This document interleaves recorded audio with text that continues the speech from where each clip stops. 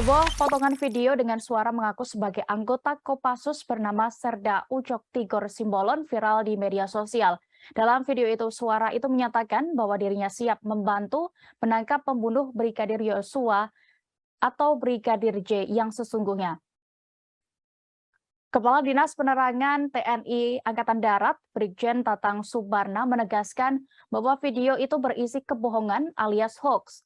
Ia juga menyebut beredarnya video itu merupakan upaya adu domba antara instansi TNI dan Polri. Lebih lanjut, pihaknya akan melakukan penelusuran demi meminta pertanggungjawaban dari pengunggah video. Brigjen Tatang mengatakan saat ini TNI Angkatan Darat telah berkoordinasi dengan pihak Polri terkait beredarnya video tak bertanggung jawab tersebut.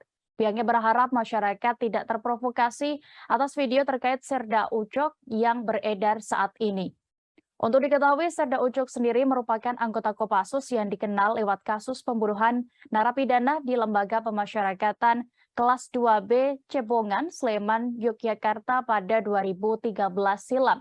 Peristiwa itu berawal dari kasus pengeroyokan yang menyebabkan prajurit Serka bernama Heru Santoso tewas. Serda Ucok merupakan satu dari 12 anggota Kopassus Kandang Mejangan, Kartasura yang ditetapkan sebagai terdakwa.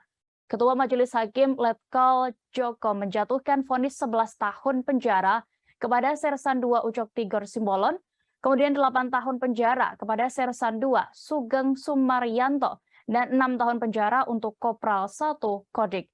Ketiganya juga dipecat dari TNI dan dinyatakan terbukti melakukan pembunuhan berencana. Jangan lupa subscribe, share, komen, dan like ya!